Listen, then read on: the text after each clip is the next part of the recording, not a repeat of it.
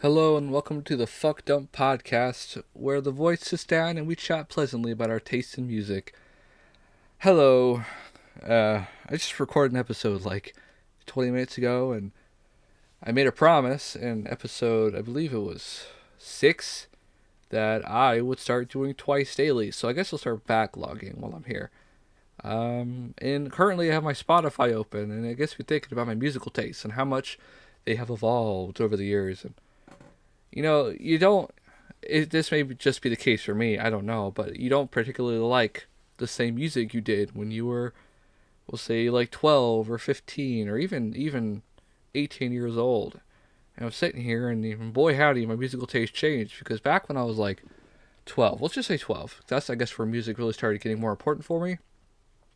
I'd go on playlist.com and I'd find music on there, and I'd start, the having the world of music at my fingertips was amazing. And around that age, my grandmother got me my first iPod Shuffle.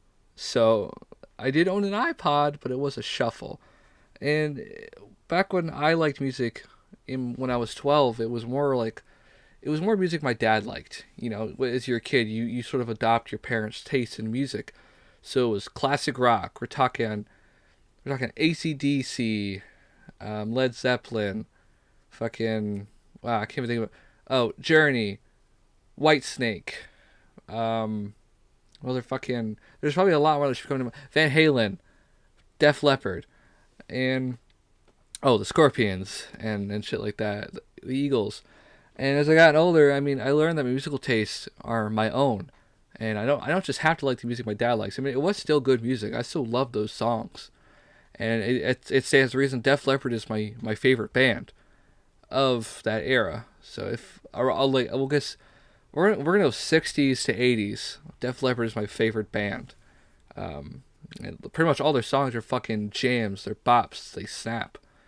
They fucking so and now if you hear me listen to music, it's either some poppy weepy shit or some nice bumping jams.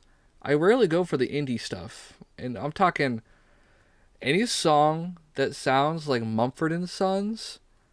I know a lot of you like Mumford and Sons. My girlfriend likes Mumford and Sons. I do not like Mumford and Sons. I don't know what it is. I Will Wait for You is one of the most least interesting songs I've ever heard. And believe me, I'm no Anthony Fantano. Okay, I'm not a music critic. This is just coming from the mouth of someone who just doesn't like Mumford and Sons, and I know you can relate to that. Because I'm sure there's some music I know that I like that other people don't like. A lot of the songs that have evolved into memes, I could kill a man to listen to just a second for. Shooting Stars, understand this. Shooting Stars was a masterpiece. And I'm glad that song resurfaced, because that was a very good song. Gangnam Style, y'all forget how good Gangnam Style was to you. Gangnam Style was there before anybody else was. Alright? Fucking Darude Sandstorm, forget about it. Forget about it. Darude Sandstorm. Fucking Dragostea Dente, the fucking song, the Numa Numa song, that song rocks. Alright? I don't want to hear about anybody else. That song fucking rocks.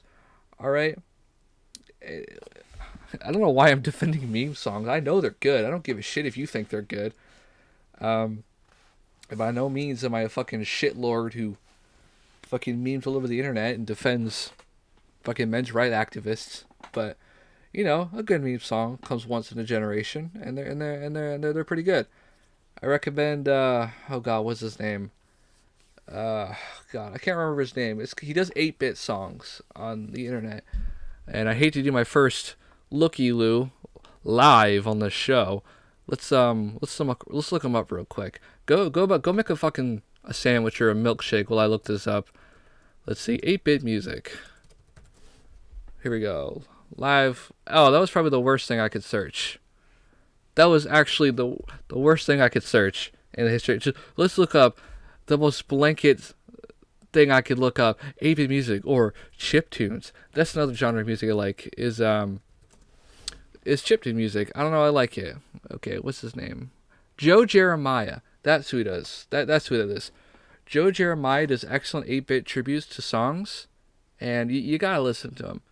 I have 5 subscribers as of this video, and I'm in no means adequate in recommending music or like sicking people onto someone and getting them a bump in their view count. But if you got the chance, I mean, listen to Joe Jeremiah. He's a cool guy.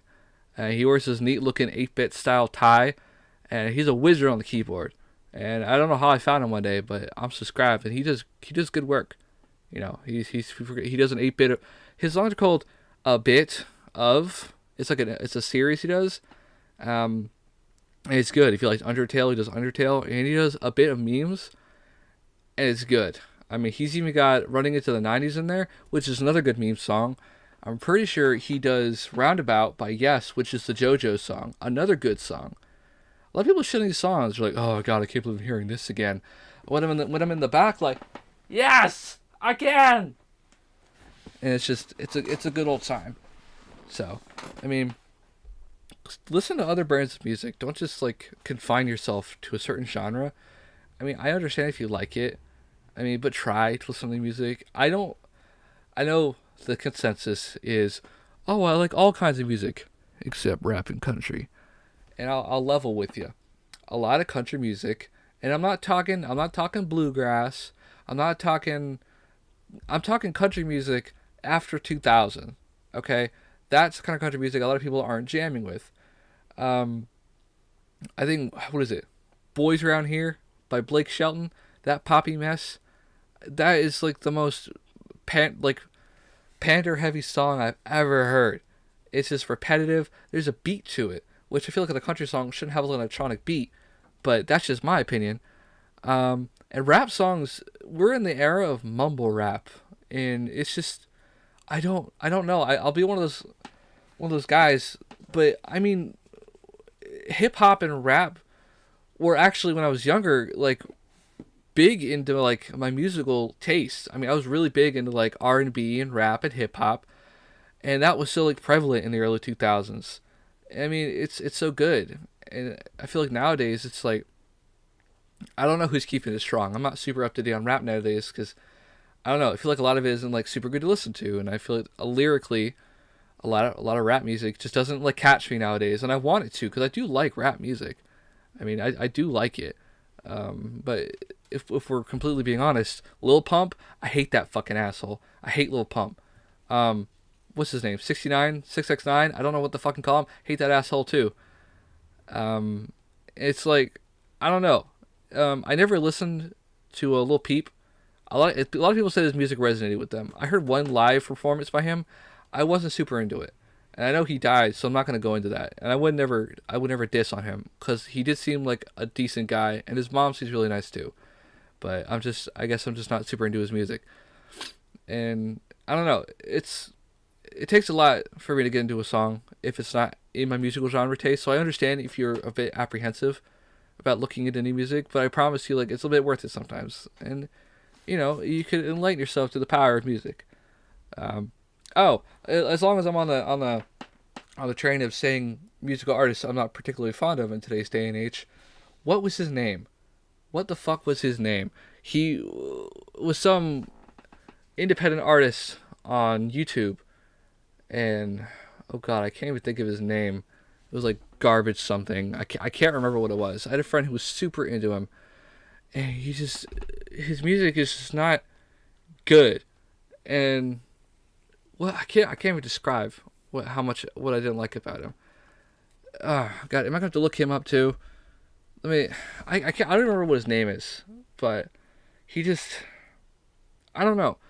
His music sounds almost like spoken word poetry, but I think I might have the first edit I've ever had on this fucking show. God damn it. His name was Hobo Johnson. Now we're back with it. His name was Hobo Johnson. What's his name? Is Hobo Johnson and the Lovemakers?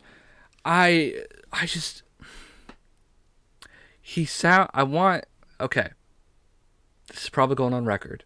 And if someone hunts me down and shoots me for this, I'll understand. But the way he performs his music, I want to punch him right in his teeth. It's just his air about me. What's the song? What was it called? It's, what was it, like, I only know what the lyrics is. I love the thought of being with you, but maybe I don't love the thought of being so alone. It comes off just a little bit nice guy-ish. And nice guys make me want to punch them in the fucking teeth. Because, I don't know. I didn't mean for this to turn into like a diss track towards the end.